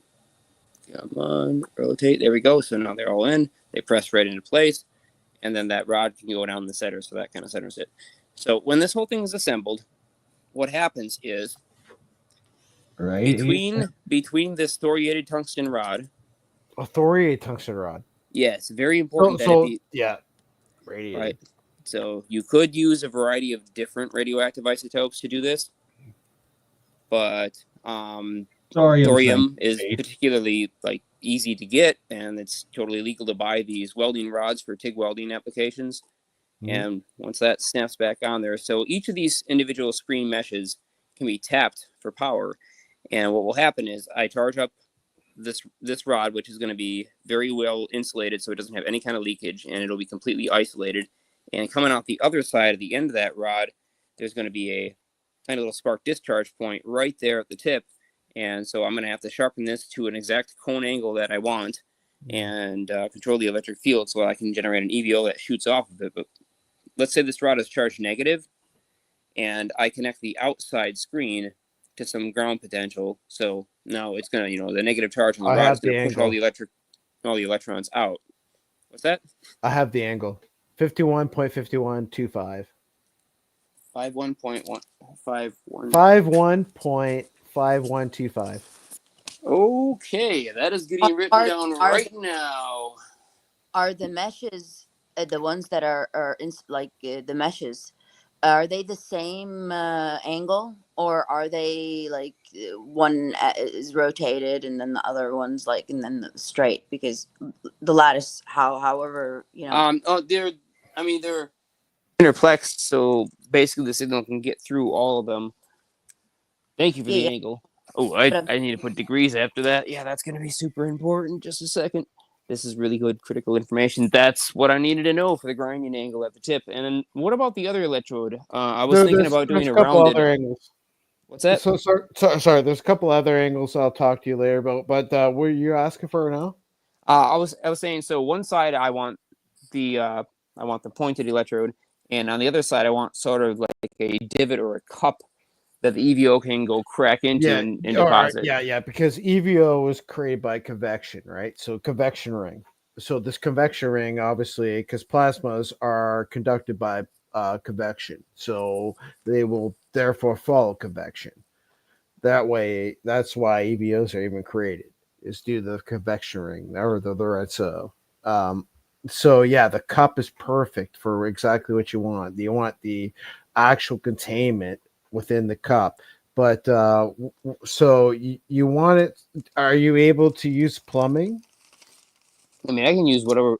I can use pretty much whatever the heck we need, man. Well, you could. Why don't you use a Pantone's device? It does all that, and it's not only that; it's self-containing. It's not like what's his face is. Although it covers a lot of good stuff, but So check this out. So here's what I'm going to be using: is these 1.2 kV 8 amp peak diodes. They're stupidly fast. In fact, they have their rating officially on the manufacturer's data sheet says 0 recovery time for these diodes.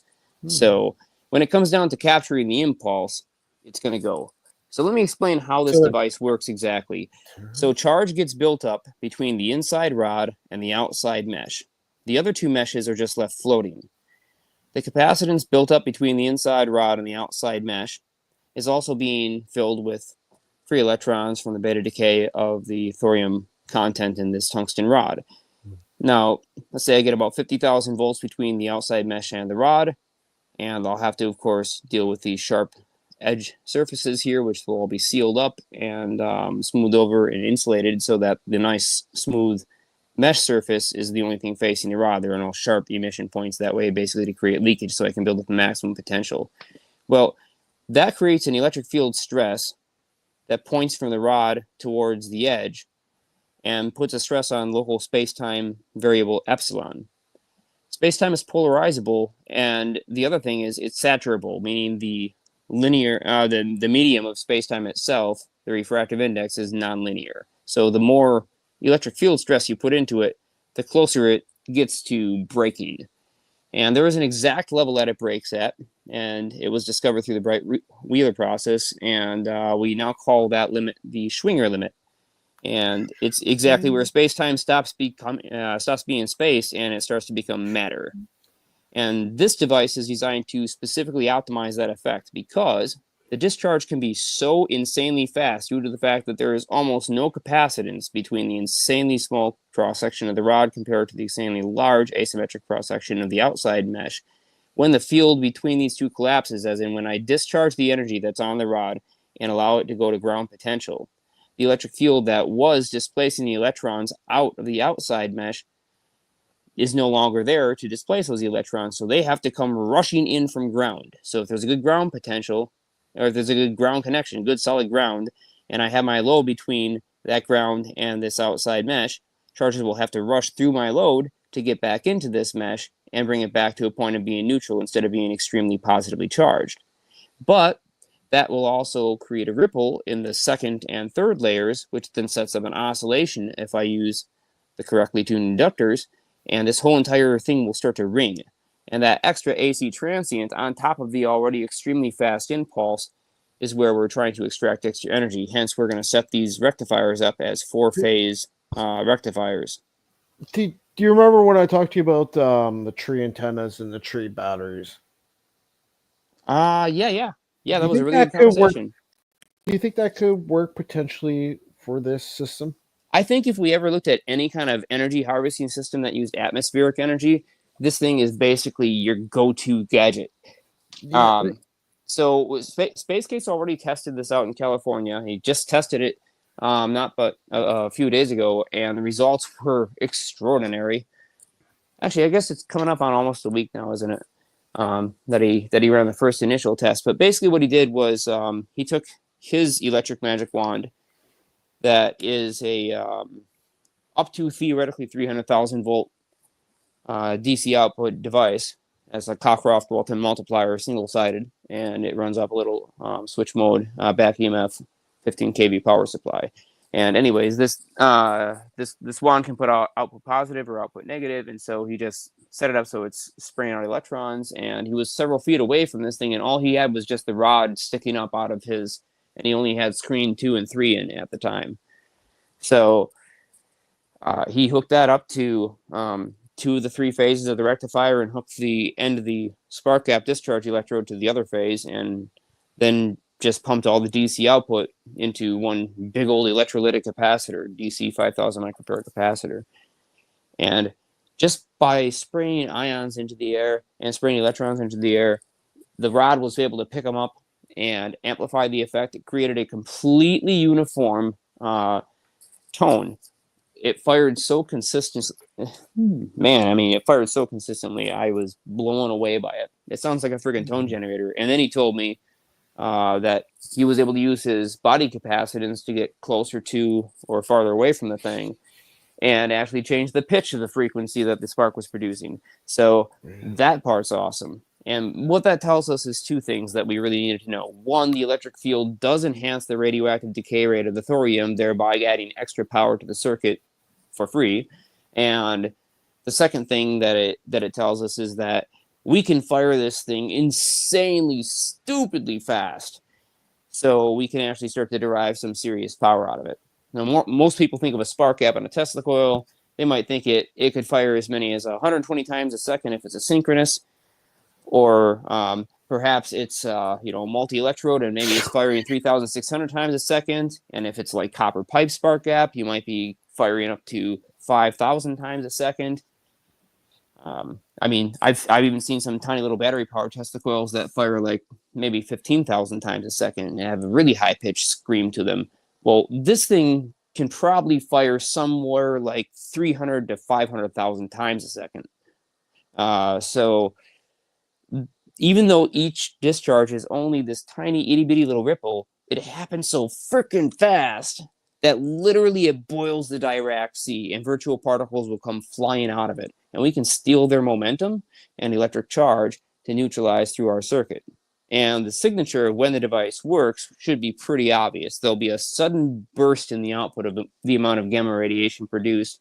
And if we look at it with a gamma spectrometer, we should see the signature of 511 keV gamma rays that indicate to us positron electron recombination, which is just normally known as antimatter annihilation.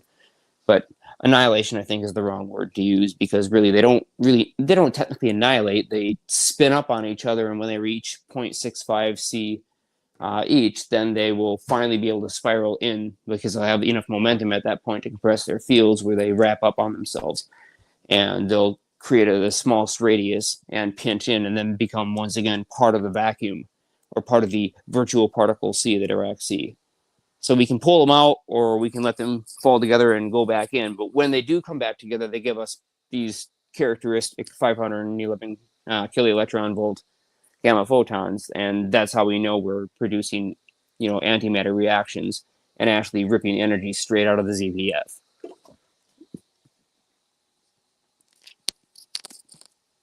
So I will say I have not done the gamma test yet, or the gamma spectrometer test yet. I know it's producing gammas. I just don't know if those gammas have the signature of positron annihilation. But that's soon to come. I've got to order myself a radio code 102, or if anybody has a spare and is willing to part with it. Yep. Tonight, I got to cut it off probably within the next 10, 15 minutes. So, Bernie, if you want to carry on. But by the way, Jeremiah, do you still work on the force field thing? The force field is on pause because of how huge this is, and we've got something that's like a tremendously ridiculous device that we are not going to start building because, quite frankly, it scares the living piss out of me. Basically, it's a machine that triggers lightning strikes. So, and it's something that you can carry with you, and it's a staff type of device. But I'm not going to talk about how that works. It's not an Oregon Cloudbuster, is it? Oh, this thing is something else that I was showing when I was 12 years old, and I'm totally not going to talk about it publicly. All right.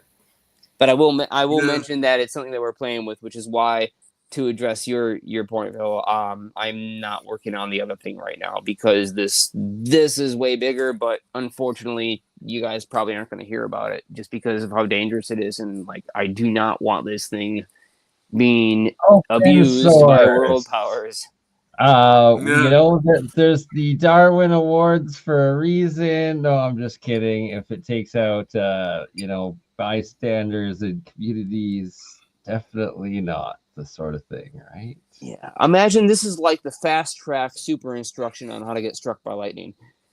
So if that's not what you're going for, I can probably give not the that best one idea. for anyone who wants to try. Just stick a laser beam into the lightning storm, and well, that's on you. I wouldn't recommend it. Let's just say this thing, Mr. Tesla will be proud. It allows you to rip down the ionosphere all the way up there and bring it straight down to the ground to you because it can convert 15 kV into 1.4 million volts. And it can do it really, really quickly. Could you use for like a way of harnessing energy? New form of harnessing energy. Let's say if you put this in the desert. The problem with it is it could potentially destabilize the magnetosphere if you started to use it. That's what scares the piss out of me, and why we're not going to talk about how to build it. Well, no, I'm just thinking, like I'm imagining how it would look like. Yeah, I mean, I understand. There's no population. I will show you. Personally on a private call, I will show you what it looks like if we build it. If I even dare to put my hands on something which no human being should ever build, this thing should not be built. The only reason why I'm even considering building it is this. When swarms of thousands of little drones come after civilians, this thing would literally knock them out of the air within a mile radius. Oh, okay. Just boom. Drop them like flies. So that's the reason why I'm thinking about building it. But I've not even started on it yet. It's just still a concept on paper and in my head. And I've described it to enough people who know how to build it where if something happens to me, they would be able to put this thing together and basically still use it for defense purposes. It's like you create a shock bubble in that whole area. Yep, and you're not sourcing the energy locally. You're just using a small amount of energy from a battery pack, and you're using the atmosphere to source the approximately 400 million watts that it will pull down to power this thing and create the field that you need.